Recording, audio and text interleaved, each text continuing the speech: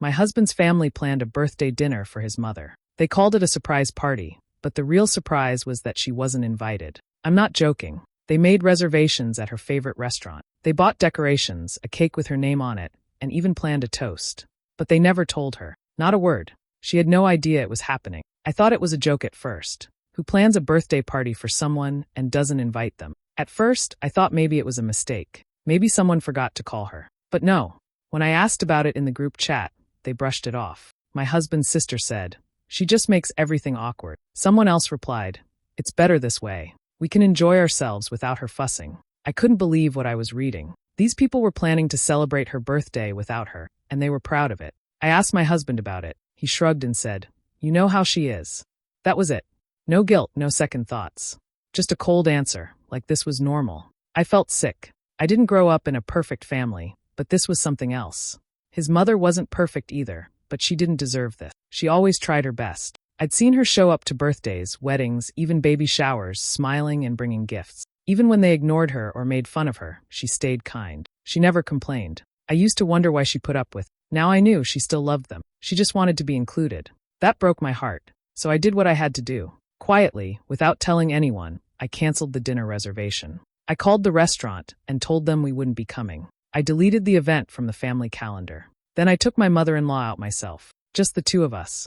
I told her I wanted to spend some time with her. I didn't tell her why until much later. That night, while we were eating together, my husband's phone blew up. Everyone was calling and texting. They were confused and angry. They showed up at the restaurant and found nothing waiting. No table. No cake. Just an empty space where their fake celebration was supposed to be. My husband called me yelling. I told him I canceled it. He lost his mind. But I didn't care. I sat across from his mother, who was smiling and laughing over dinner, and I knew I had made the right choice. She deserved better. If her own family wouldn't give it to her, I would. From the first time I met my husband's family, I noticed something felt off. It wasn't loud or obvious, but there was this coldness in the way they acted toward his mother. They didn't yell or fight with her. They just treated her like she didn't matter. During family dinners, she would try to join the conversation, but they would talk over her or act like they didn't hear her. If she gave an opinion, someone would roll their eyes or change the subject. When she brought a dish to share, nobody thanked her. They barely touched it.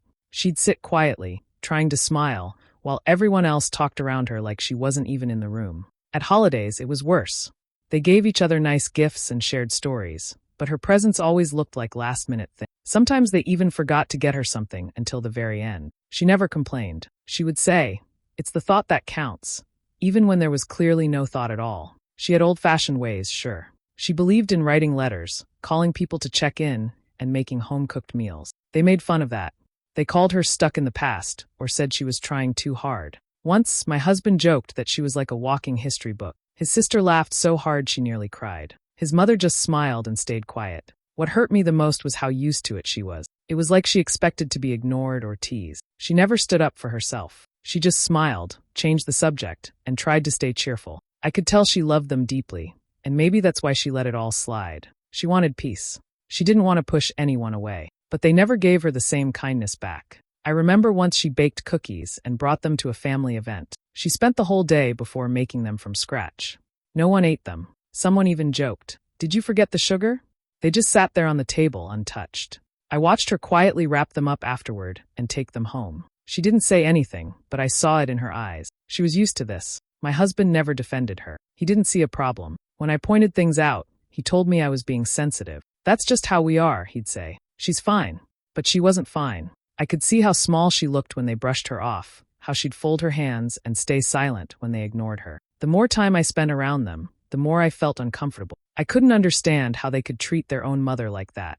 She was kind, gentle, and always trying to be part of their lives. But they made her feel like a burden, like someone they just had to deal with. She didn't deserve that. She deserved love, respect, and space to be heard. But in that house, she got none of it. And every time I saw it, it stayed with me. It didn't sit right in my heart, and over time, it started to build up, slowly, quietly, like something waiting to break.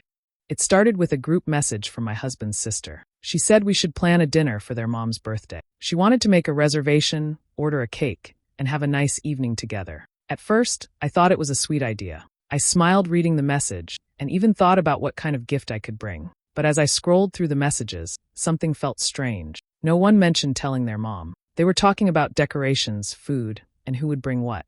They were even choosing a theme. But no one had said anything about inviting her. I waited, thinking maybe someone would bring it up. No one did. So I finally asked, shouldn't we let her know? I thought it was a simple question. I expected someone to say, of course, and move on. But instead, the whole group chat went quiet for a moment. Then my husband's sister replied, honestly, it's just easier if she doesn't come. I didn't know how to respond. I stared at my phone for a while. Then someone else typed, she always makes everything about her. She'll complain, cry, or act weird. We just want a chill night. Another said, she won't even notice.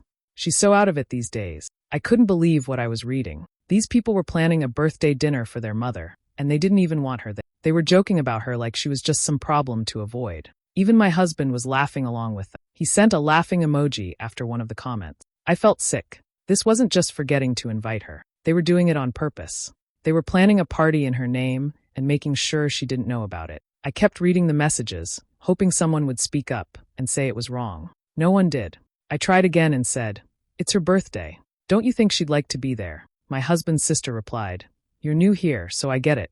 But trust me, it's just better this way. Better for who? Not for their mom. Not for the person the dinner was supposed to be for. I looked at my husband and asked him in person, you're really okay with this? He shrugged and said, she'll be fine. She doesn't even like going out. That wasn't true. I had seen her get dressed up just to go to the store. I had seen her smile big when someone asked her to join them for lunch.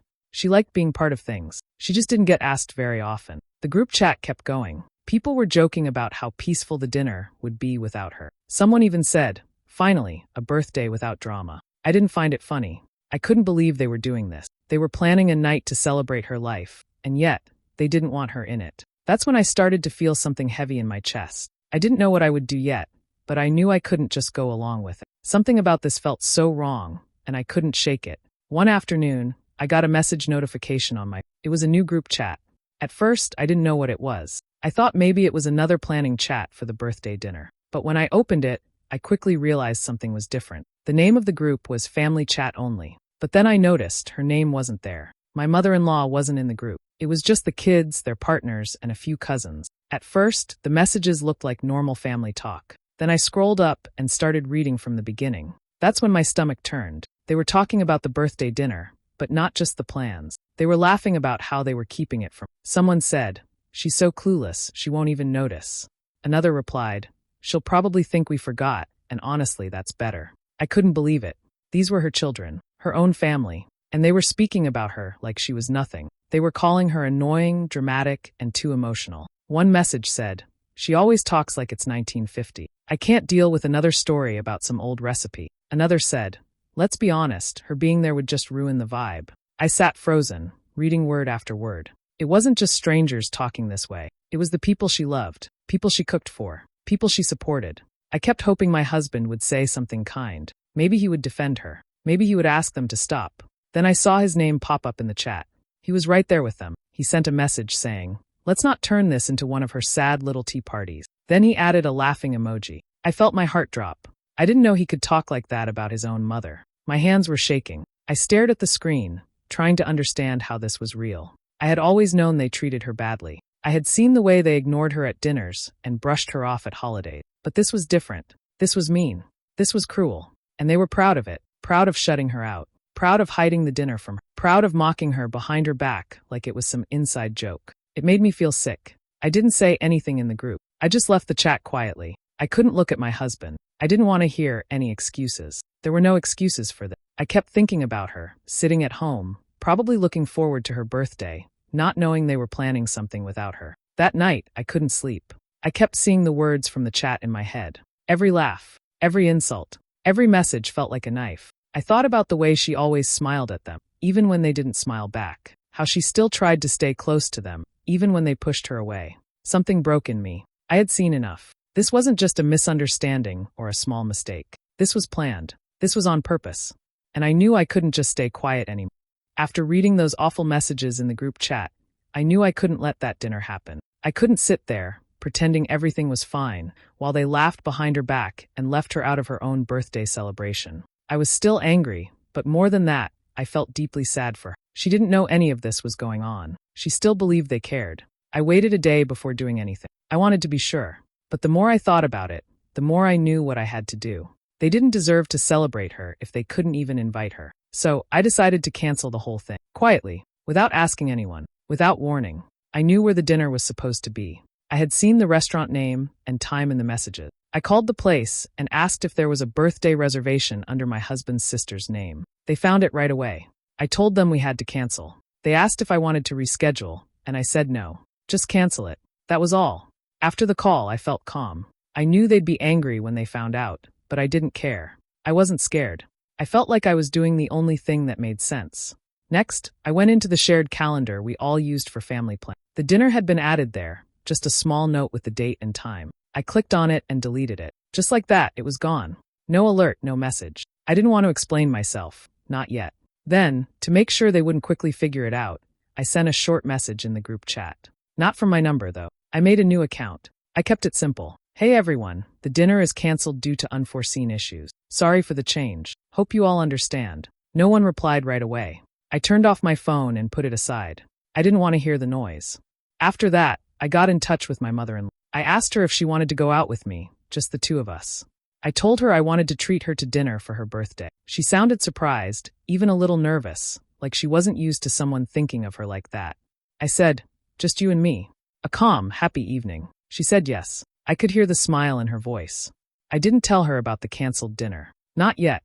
I didn't want to ruin her mood. I wanted her to enjoy the night, to feel like someone actually cared. Because I did. She deserved one peaceful, real birthday, not one made behind her back. As I got ready for our evening, I felt light for the first time in days. I didn't feel guilty. I didn't feel unsure. I had made a choice. I stood up for someone who needed it. I smiled to myself, thinking about how they would show up and find nothing. No table, no cake, no party. Just silence. The evening of the birthday finally came. The whole family arrived at the restaurant, dressed up and ready for the dinner they had planned without her. Some brought gifts. Others looked excited to take photos. But when they gave the name at the front desk, the host looked confused. He checked the list once, then twice. He told them there was no reservation under that name. They thought it was a mistake. They waited. People looked around, getting restless.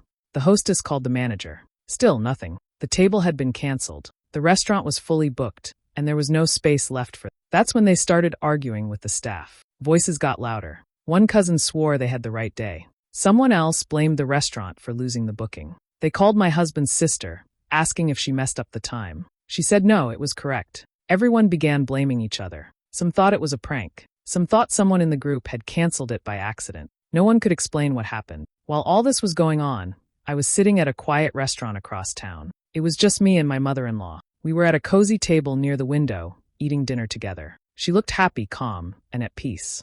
She didn't know anything about the chaos happening at the other place. She didn't even know there had been another dinner planned without her. She thanked me again and again for taking her out. She said it was nice to feel remembered. She told me the food was lovely, and she loved the small cake I had brought. She even got a little teary when I handed her a birthday card. No big party, no loud crowd, just someone who cared. Then my phone started buzzing. It was my husband. I didn't answer right away. I let it ring. He kept calling. Finally, I picked up. His voice was angry. He asked me if I knew anything about the reservation being gone. He sounded confused and furious. Did you cancel the dinner? He asked. I took a sip of my wine and answered calmly. Yes, I said. I canceled it. There was silence on the other end. He didn't speak right away. Then he shouted, asking me why I would do something like that. I said, because she wasn't invited. It was her birthday and you all left her out. That wasn't a dinner. It was a joke. He tried to argue, but I didn't let him. I said, she's sitting right here with me. She's happy. That's what matters. He didn't know what to say. I could hear people shouting in the background. The rest of the family had found out. Some were still trying to figure out who was responsible. Some were yelling at each other. I told him I wouldn't argue anymore and ended the call. Then I looked at my mother-in-law and smiled. She smiled back. She had no idea what had just happened. All she knew was that she was having a good birthday for the first time in a long while. And that was enough.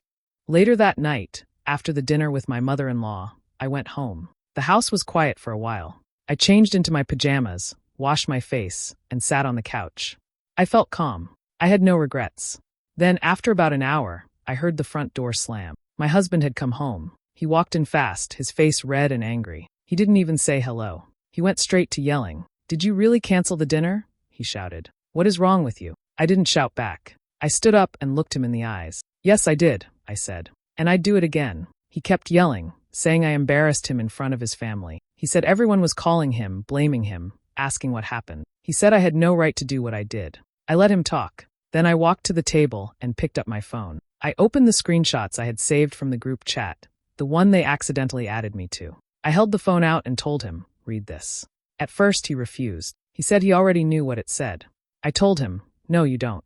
Because if you did, you wouldn't be shouting at me. You'd be ashamed of yourself." He grabbed the phone and scrolled. He read the messages, the jokes, the mean comments about his own mother. His face changed. I saw the anger turn into something else. Maybe guilt, maybe shame, maybe just shock. He saw the things his sister wrote, the things his cousins laughed at, and most of all, the things he himself said. He put the phone down slowly. "It was just talk," he said. "No one meant it like that." I stared at him in disbelief. "Just talk. You planned a birthday dinner and didn't even invite your own mother. You all laughed about it. You said she'd ruin it. You said she was out of touch. And now you want me to believe it was just talk." He didn't answer. I kept going. "She raised you. She cooked for you. She forgave you all over and over. And this is how you treat her. Like she's some burden. Like a joke." He looked down and said, "You should have talked to me before doing this." I shook my head. "Would you have listened? You were right there in that chat. You didn't stop them. You joined in. You didn't care how she'd feel. So don't act shocked now." He sat down on the couch, silent. "I'm not sorry," I said. "I took her out. She smiled all night. She laughed. She felt special. That's what a birthday is supposed to be." He still didn't speak. I went to the bedroom, closed the door behind me, and lay down. I knew things between us had changed. He had shown me a side of himself I couldn't unsee. And I had made a choice to do what was right, even if it meant standing alone. That night, I slept peacefully. A few days after the dinner, everything came to light. My mother-in-law still didn't know the full truth, but I knew I couldn't keep it from her forever. She kept thanking me for the lovely night we had, and every time she smiled, I felt a little guilty. She deserved to know what really happened. So one quiet afternoon, I sat down with her. I told her that the family had planned a big dinner without her. I said they had left her out on purpose, not by mistake. She looked confused at first. Her smile slowly faded. She asked, "Why would they do that?" I didn't know how to soften the truth, so I told her gently, "They didn't want you there. They said you'd ruin it. They made fun of you in a group chat." She didn't speak for a long time. Her hands were folded in her lap, and her eyes stared at the floor. Then her lips trembled and tears filled her eyes. She said she had always felt like they didn't enjoy being around her. She told me she tried to stay quiet during family events just so she wouldn't upset anyone. She said she gave them space, hoping it would help them like her more. But deep down, she always feared they didn't love her. Now she knew it was true. She didn't cry loudly. She just sat there, wiping her tears with a tissue. Her whole body looked tired. It broke my heart to see her like that. I told her she didn't do anything wrong. I reminded her how kind she always was to everyone. She nodded but didn't speak much. I knew it hurt deeply. The news spread quickly. My husband must have told his sister and cousins what I had done. Some of them were angry. They said I had no right to cancel the dinner. They blamed me for causing drama. One cousin sent me a message saying I was trying to break the family apart. I didn't reply. But a few others were quiet. One of my husband's younger cousins called me and said, "I didn't agree with what they did either, but I didn't know how to stop it." Another relative, an aunt, said she had felt uncomfortable with how the family treated the mother-in-law for years, but never spoke up. Still, the damage was done. The family wasn't the same anymore. Some stopped talking to me completely. Others avoided my mother-in-law at family events. A few didn't even show up anymore. The group chat went silent. No more jokes, no more plans. Just silence. My husband didn't say much after our fight. He was cold for a while. We shared the same house, but there was a distance between us. He didn't defend me, but he also didn't fight anymore. It was like he didn't know what to do with the truth. I stayed close to my mother-in-law. I invited her over for tea, took her out shopping, and listened when she needed to talk. She smiled more when we were together, but there was always a sadness in her eyes that hadn't been there before. She told me, "At least I know now. At least I'm not hoping for something that's not real." That sentence stayed with me. The family never healed. The lines were drawn. Some stood by the ones who had planned the dinner. Others kept quiet, not wanting to take sides. But the closeness they once pretended to have was gone for good. In the end, I didn't regret what I did. I stood up for someone who had no one else. And even though it hurt, I knew I chose the right side.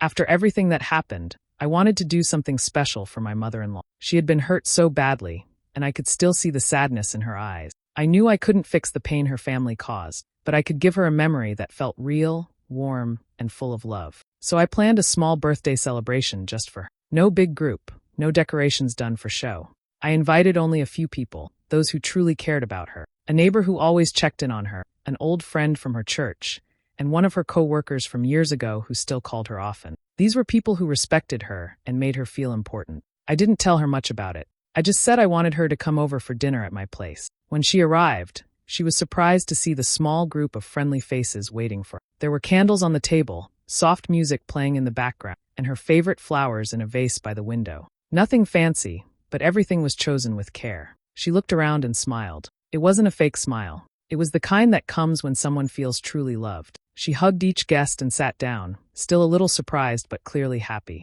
I had cooked her favorite meal, and one of her old friends brought a homemade dessert she hadn't had in years. The evening was full of laughter. They shared old stories, about school days, about work, about the silly things they used to do together. My mother-in-law laughed so much she had to wipe her eyes. She looked relaxed for the first time in days. One of her friends stood up and raised a glass. She said, "You've always been someone who puts others first. Tonight, we celebrate you for the strong, kind person you are." My mother-in-law's eyes filled with tears again, but this time they were tears of happiness. When the night was ending, I gave her a small gift, a photo album. Inside were pictures from past birthdays, holidays, and simple moments we had shared over the years. I had written small notes next to each photo, reminding her of the good time. She held the album close and whispered, "No one has ever done anything like this for me." I smiled and told her, "You deserve this and more." Before she left, she hugged me tightly. She said she never thought someone would make her feel this loved and seen, especially after what had happened with her own family. I told her she wasn't alone, not anymore.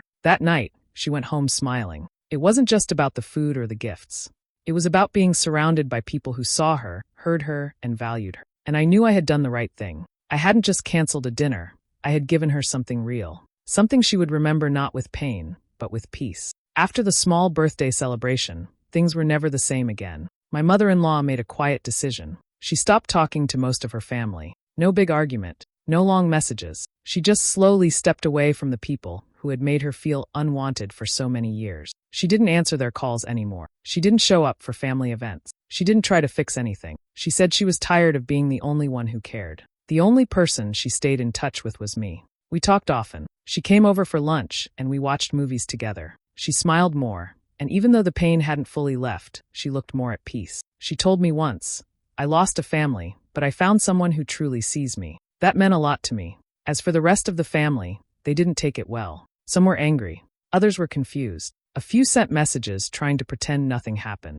But it was too late. The damage was done. They were left with guilt, but instead of saying sorry, they blamed me. They said I had turned her against them. They said I ruined the family. But I knew the truth. I didn't ruin anything. I just refused to stay quiet. I didn't lie. I didn't spread hate.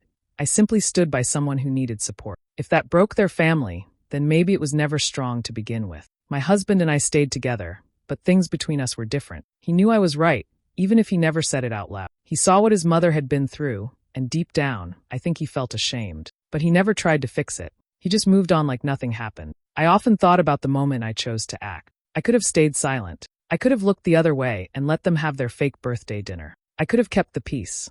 But peace that hides cruelty isn't real. I didn't want to be part of that. I chose kindness. I chose honesty. I chose her. Sometimes standing up means standing alone. But I would make the same choice again, because people remember how you make them feel. She will always remember that someone chose her, even when no one else did. And as for the rest of them, they'll remember too. Maybe not with love, but with something colder. If you're going to celebrate someone's life without inviting them, don't be surprised when someone else shows up to end the party. Believe in standing up for what's right, even when it means standing alone. Share this story with someone who needs the courage to speak the truth. Comment your thoughts, and follow for more real-life stories about strength, loyalty, and the quiet power of doing the right thing. Every act of courage matters. Let's keep walking this path together.